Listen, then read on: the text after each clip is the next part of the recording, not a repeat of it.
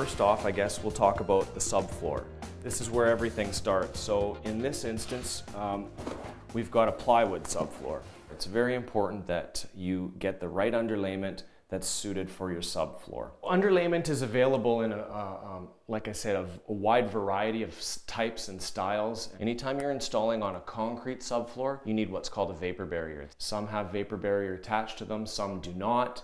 In this particular instance, this vapor barrier is included in the moisture barrier. It's attached to the underlayment itself. When you're laying down underlay, it's important that you go along with the direction of the floor, and it's important that the seams are not tight up against each other, that there's a little bit of a gap in between there. The tuck tape is rolled out evenly across the entire underlayment, and then you're ready to go.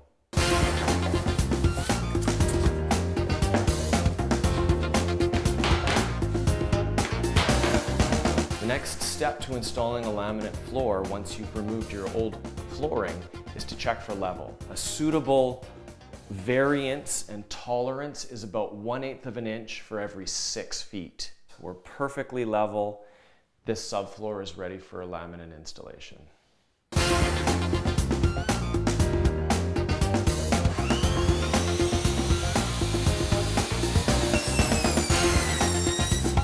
This particular application, we're installing an 8mm laminate. This laminate is what's commonly referred to as click system. So it has a licensed locking system wherein each plank locks into the corresponding plank. So before we get started, we should talk about the types of tools that you're going to need in order to successfully install your new flooring. Tape measure we've got here. We've got a pencil, a hammer, and then some of the particular tools that you'll take note of is what's called a tapping block and a pull bar. We'll start installing our laminate flooring here. Most manufacturers recommend you start on the longest wall. We decided to start on the door side of things because that's the most complicated spot. You'll want to make sure that both sides are cut underneath the jamb so your laminate can slide underneath it.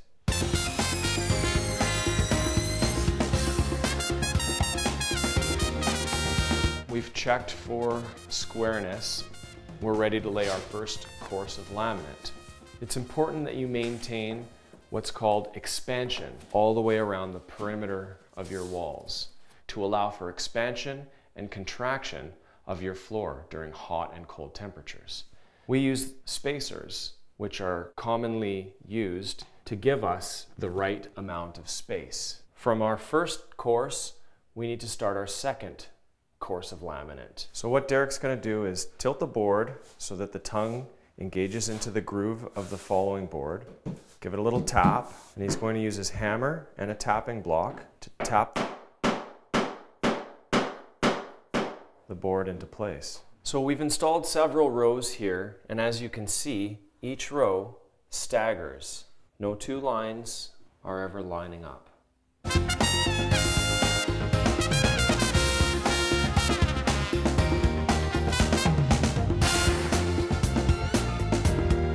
So Derek's gone ahead and cut this board down to size to fit underneath this cut that we've made.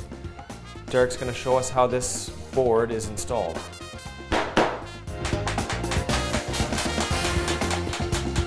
This piece of flooring has been installed, tucks neatly underneath the jamb. So here we are, we're ready to install the last piece of laminate into our floor here, and as you can see, the width here will not accommodate a full plank of laminate.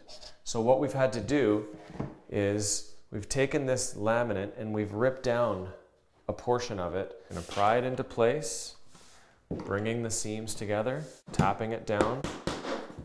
And we're going to use a pry bar on the far corner and bring this board back into place. And our floors are installed.